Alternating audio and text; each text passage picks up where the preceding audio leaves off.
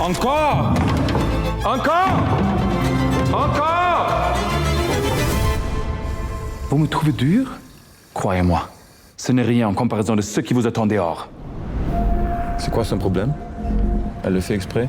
Claire souffre d'une déminéralisation osseuse. Vous lui donnez combien de chances de faire carrière? Aucune. J'ai à vous parler. Comment vous pouvez me faire ça? Je suis la meilleure. Vous étiez la meilleure. Prodigieuse, Frédéric et Valentin Potier, réalisateurs donc de ce film magnifique, on va dire. Il y a Franck Dubosc, il y a Mélanie Robert, il y a Camille Raza, il y a Isabelle Carré. Et c'est un film touchant, inspiré d'une histoire vraie. On y parle musique et on y parle surtout de rédemption, de capacité de dépasser les lignes. C'est beau de raconter une histoire qui a vraiment existé, hein. Bonjour à tous. Oui, c'est une histoire qui a existé, c'est l'histoire des Sœurs Pléné, voilà, qu'on porte à l'écran. On a été très touchés par l'émotion de leur histoire qu'elles nous ont confiée il y a maintenant quelques années. Voilà, et on espère qu'on les a pas triés avec cette histoire et c'était un bonheur d'adapter ce film et cette histoire de la partager avec vous tous maintenant. Oui. Alors Frédéric, tous les deux, donc c'est en famille, hein. Alors, Valentin Potier, fils, voilà. Frédéric Potier, père. Je crois que c'est pas commun d'avoir un père et un fils réalisateurs de long métrage, co-réalisateurs. Ouais. Donc voilà. Alors Frédéric, qui a un peu des soucis de santé, alors ça n'a pas de rapport avec le film, hein. Non, ça n'a pas de rapport avec le film, et Frédéric il sort d'une opération de la gorge. Ça va Frédéric? Ça va mieux. Ça va mieux, mais du coup je parle beaucoup. Voilà, je parle à sa place un peu. Voilà, la prochaine fois il parlera plus, mais là c'est pour moi. Et oui, mais c'est vrai que le film parle aussi de ça. C'est-à-dire la capacité d'affronter les problèmes, qu'on peut avoir des problèmes de santé à un moment donné. Et puis c'est ce qu'on nous a dit sur le tournage, parce qu'en fait le problème à la gorge est arrivé avant le tournage. Et donc il a fait le tournage en sortant d'une grosse opération. Donc il y a eu ce côté dépassement de soi aussi sur le film. Donc on était un peu les deux jumelles pleinées derrière la caméra. Et c'est vrai que c'était plus lui. On était à quatre mains. Ouais, mais c'est l'histoire de deux jumelles qui sont magnifiques. Et nous on est père et fils. Voilà. Et qui jouent du piano. Et puis les parents sont derrière. Regardez, Prodigieuse, la bande-annonce. Pense encore qu'elles vont faire carrière alors qu'elles peuvent même pas ouvrir une porte. Une carrière peut-être pas, mais elle joue. Chez les Valois, on est les meilleurs. Ou rien. Le piano, c'est toi qui leur as mis ça dans la tête, hein. Ouais, pour en faire des reines, pas des bêtes de foire.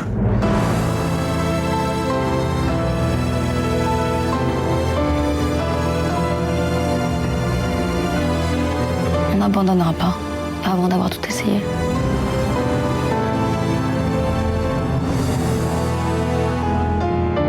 Vous voyez ces images là, comme ça on comprend un petit peu l'histoire là. C'est-à-dire qu'effectivement il y a la musique, elles sont absolument extraordinaires, inséparables les deux sœurs, elles vont passer des concours, elles vont aller en Allemagne et puis voilà, il y a un moment donné, il y a quelque chose qui va se produire du domaine d'accident de la vie, on va dire, hein.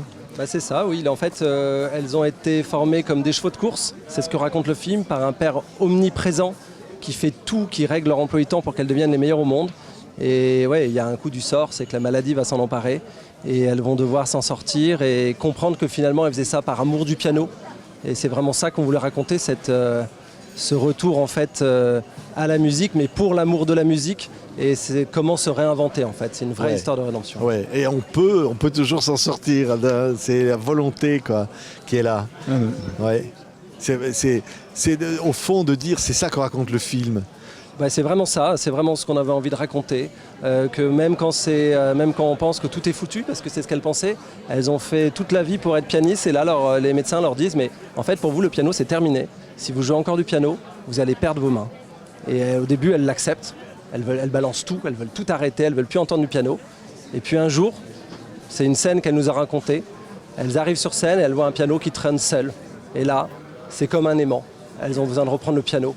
Et elles ont compris qu'elles abandonneraient jamais, et contre l'avis des médecins, contre l'avis de leurs parents qui ne voulaient plus qu'elles jouent du piano parce que c'était où elles allaient être les meilleures ou rien, mais elles vont se réinventer et devenir prodigieuses. Ouais, extraordinaire, parce que c'est vrai que c'est un film où la musique est très importante. Elles jouent du piano et c'est magnifique de voir aussi ça. C'est une souffrance aussi de jouer du piano. C'est dur. C'est exactement ça en fait. Le piano, comme d'autres sports de haut niveau, comme la danse classique, c'est une exigence vraiment physique, mentale, parce que c'est du dévouement. Et vraiment le film raconte ça, comme dans la vraie histoire. En fait, le père avait installé un piano au sous-sol, dans une cave, Et donc le film dans tout un raconte milieu ça. assez populaire, enfin un milieu voilà, Oui, moyen dans un milieu de- même plutôt bas. Ils n'avaient pas tant d'argent. Le seul argent qu'ils avaient, c'était pas pour partir en vacances, c'était pour faire du piano. Le père est Donc, fou, il écoute la ils ont- musique, il veut que c'est ses ça, filles il est mélomane à réussissent. fond. Ouais. Il veut que ses filles réussissent et il a installé un piano à queue depuis qu'elles sont toutes petites à la cave. Et les filles, ils les surveillent, elles descendent, elles jouent, elles descendent, elles jouent. Il n'y a qu'un piano, mais elles jouent tout le temps. Ouais. Et il va en faire d'elles les meilleures. Et elles vont sortir de la cave pour être dans les lumières en fait. Ouais. Et la lumière, elle est là parce qu'elles ont un talent fou. Mais quand je dis c'est dur, c'est que là on voit vraiment avec les profs, avec les chefs d'orchestre, avec tout ça. Et il va falloir y aller, mais en même temps, il faut affronter la maladie. C'est ça, Ouais. il faut affronter la maladie. Et nous, on avait vraiment envie que le spectateur ressente ce qu'elles ont dans les mains. Donc on s'est intéressé aussi avec la caméra, aller chercher des plans, des marteaux qui résonnent dans leurs mains, qu'on comprenne leur souffrance. On voulait vraiment que ça soit un film, pas simplement un concert de piano. Et finalement, c'est un film qui dépasse le piano. Ça pourrait arriver à tout le monde, dans le sport, dans la vie de tous les jours, dans tous les milieux. Et on voulait vraiment, c'est un film de ressenti. C'est pour ça qu'on dit que c'est l'ombre et la lumière. Qu'est-ce qu'on ressent quand on joue tout seul dans une cave un dimanche, alors que tous ses amis s'amusent, et qu'on se retrouve finalement, on est dans les coulisses, on rentre sur scène et on se prend la lumière. Tout ce grand écart de la vie, en fait, c'est de ça que parle le film aussi. Oui, et puis il y a tout ce qu'il y a dans Toutes la ces vie. surprises. Peut-être la jalousie Exactement. des autres. Et puis voilà, aussi de ne pas se trahir. En plus, ce sont des jumelles. Donc quand l'une est malade C'est et ça, pas c'est ça. l'autre, voilà. Et en fait, on se rend compte que finalement, c'est un monde assez dur. C'est-à-dire que quand l'une commence à marcher, toute la lumière vient sur l'une, et puis elle devient malade, et la lumière se retourne sur sa sœur, qui finalement n'en veut presque pas, parce qu'elle veut être avec sa sœur. Donc finalement, ce qu'elle a cherché depuis qu'elle est toute petite, ça va la séparer de sa sœur. Donc c'est vraiment une histoire qui est chargée d'émotions, et c'est ça qu'on voulait raconter. C'est ça qu'on voulait retranscrire de ce que nous avaient raconté les sœurs Pléné, toutes leurs difficultés à exister à travers leur maladie, l'amour du piano, mais même aussi à travers de ce qu'on vit quand on fait des sacrifices, les histoires d'amour qu'on peut avoir, qu'on n'a pas, des sacrifices. Donc c'est vraiment un méli-mélo concentré sur un an de vie, qui va déterminer toute leur existence. Ouais. Et alors, elles ont vu le film, les sœurs Pléné. On a eu la peur de notre vie quand on leur a montré le film, parce qu'il faut savoir qu'elles nous ont donné carte blanche. Elles nous ont envoyé 1000 pages de leur vie, de leur naissance à aujourd'hui, et elles ne savaient pas du tout ce qu'on avait écrit. Elles nous disaient: vous avez parlé de la scène où on était au piano quand on était petite. Je dis: non, on n'a pas tout dit. Vous avez parlé quand on allait à la piscine avec notre grand-oncle. Je dis: non, on n'a pas fait tout ça. Nous, on a tiré un axe, on a scénarisé, c'est normal, mais voilà, ce qu'on pense qu'on peut être fier, c'est qu'on pense qu'on a respecté le message qu'elle nous avait transmis. Voilà. Après, inconsciemment, quand on réalise, on nous met de nous, en fait, un scénariste va réutiliser les mots qu'il a entendus petit, mais on raconte vraiment leur histoire. Oui, c'est magnifique, hein. C'est très émouvant ce film, très beau en plus. Merci. Je veux dire, esthétiquement, il est magnifique.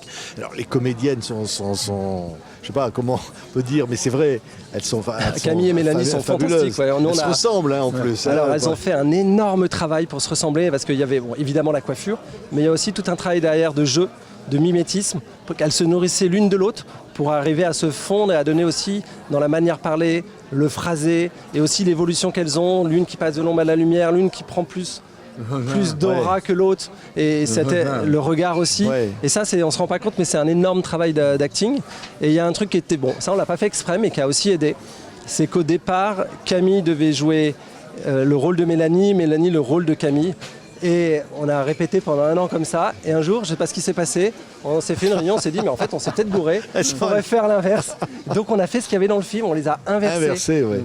Et que l'une pouvait prendre la place de l'autre. Elles nous ont pris pour des fous, elles ont dit et en fait elles se sont prêtées au jeu, et je pense qu'à l'arrivée ça a servi parce qu'elles connaissaient le rôle de l'autre, et c'est l'histoire du film aussi. Ouais, et il y a Franck Dubosc qui est formidable, le rôle du père, et la mère, c'est Isabelle Carré, qui sont aussi très touchants parce que voilà, ils vivent ça. Pour nous, ça a été un bonheur, je crois, avec Franck et Isabelle, les deux. Déjà, nous, c'était impressionnant, c'est notre premier film, donc on avait 2 mastodontes arrivés sur le plateau. Mais finalement, ça a été d'une simplicité, parce que je pense qu'on s'était tous les 4 bien compris sur ce qu'on voulait raconter des personnages, et c'est cette profondeur en fait qu'on voulait faire exister, et donc c'était un bonheur. Ils nous faisaient confiance, on leur faisait confiance, c'était un bel échange. Merci à tous les deux, hein. On entend la chanson d'Aznavour, je me voyais déjà, on va se quitter avec celle-là. Ils la chantent, les personnages, on l'entend. Il y a ça aussi, puis il y a des moments de musique classique formidables. Vous n'êtes pas à l'abri d'un triomphe avec ce film. Vous n'êtes pas à l'abri. On croise les doigts. Pour un premier film, c'est incroyable. Je crois que tout le monde va vouloir aller voir ce film, parce qu'il est vraiment, il a touché beaucoup. On l'a fait pour ça en tout cas. Merci, c'est Merci beaucoup. prodigieuse. Merci à vous, Mais au un revoir. jour viendra, je leur montrerai que j'ai du talent.